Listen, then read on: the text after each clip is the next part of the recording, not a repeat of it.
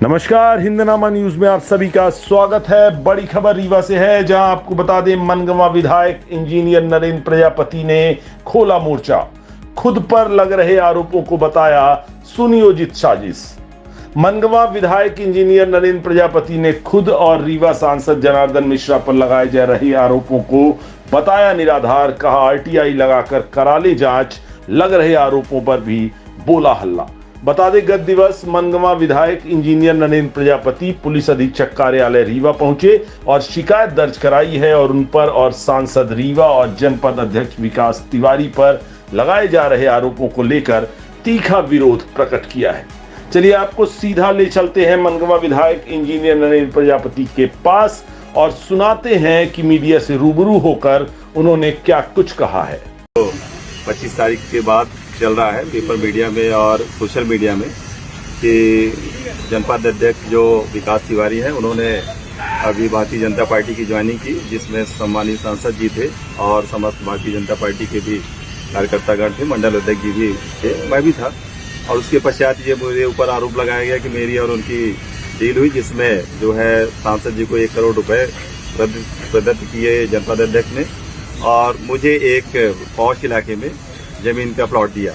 तो इसी बात को लेकर के मैं एसपी साहब के पास आया था कि यदि ऐसा कहीं कुछ है तो ये जांचें कि भाई प्लॉट वो मुझे जो प्रदत्त हुआ है कहाँ है, और आरटीआई लगा करके सामने वाले को जो एलिगेशन लगा रहा है उसको ये तो सोचना चाहिए था कि मतलब वहाँ रजिस्टर्ड ऑफिस में तो कागज निकाल ले कि रजिस्ट्री हुई है कि नहीं हुई है।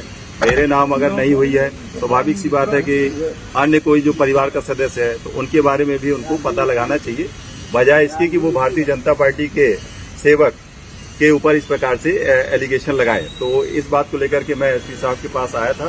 संबंधित जो भी संवैधानिक कार्रवाई होगी उसको मैंने करने के लिए यहाँ पर एक आवेदन पत्र उनको प्रदत्त किया है। संजय पांडे का भी नाम आ रहा है। संजय पांडे क्या इनका क्या? नहीं, संजय पांडे जो पूर्व जनपद उपाध्यक्ष हैं और वर्तमान में कांग्रेस पार्टी में किसान कांग्रेस के महामंत्री हैं, उनके द्वारा और उनके सुपुत्र अतुल पांडे के द्वारा ये आरोप प्रत्यारोप लगाया गया। रिटर्न में कई अखबारों में भी ये छपा और सोशल मीडिया में। तब से मैं ये चीज पढ़ करके काफी व्यथित रहा कि अगर कोई भी पार्टी ज्वाइन करता है ये शीर्ष नेतृत्व का डिसीजन है।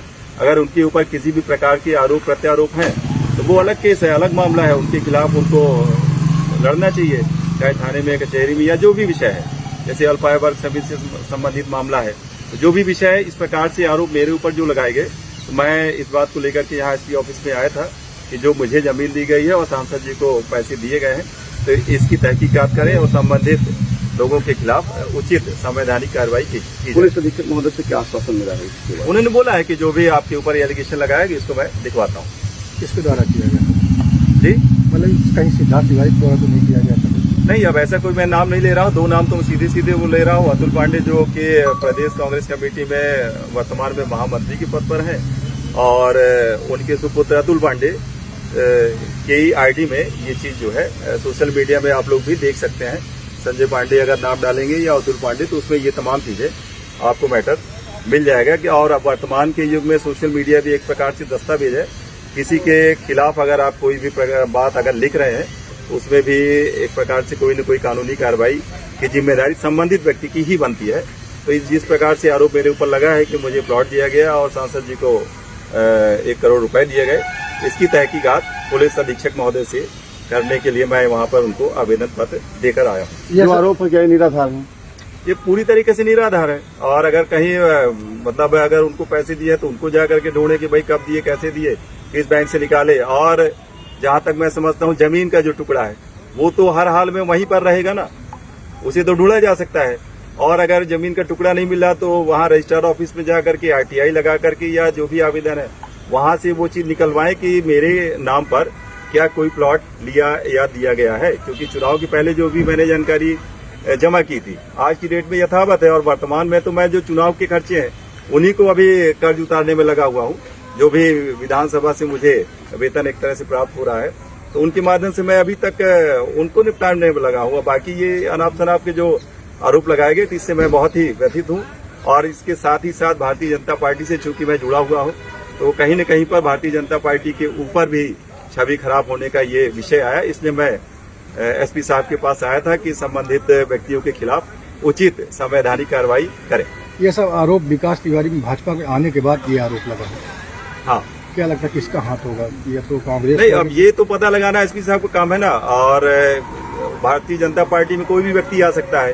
ये तो केंद्रीय नेतृत्व ने डिसाइड किया है कि हर व्यक्ति को भारतीय जनता पार्टी में सम्मिलित किया जाए। कौन से रूल्स है, गाइडलाइन है, ये सब पूरा ऊपर के केंद्रीय नेतृत्व का काम है। अब कोई भी व्यक्ति यदि अपराधी है या अपराधी सिद्ध होता है तो उसे पार्टी का नेतृत्व बाहर का रास्ता दिखाएगा। वो तो सीधा सा प्रक्रिया है कि किसी भी अपराधी को भारतीय जनता पार्टी ले ही नहीं सकती। और अगर ले भी ली है, जिस प्रकार से मिस्ड कॉल से ज्वाइनिंग करने का विषय, तो कोई भी व्यक्ति मिस्ड कॉल मार के भारतीय जनता पार्टी का सदस्य बन जाएगा। लेकिन अगर उसके ऊपर कोई भी कानूनी कार्रवाई साबित होती है या कानूनी अपराध साबित होता है तो उसे सीधे पार्टी के बाहर का रास्ता दिखाने के लिए हमारा जो प्रदेश और केंद्र का नेतृत्व है वो पूरी तरीके से सक्षम है। ठीक है, बढ़िया।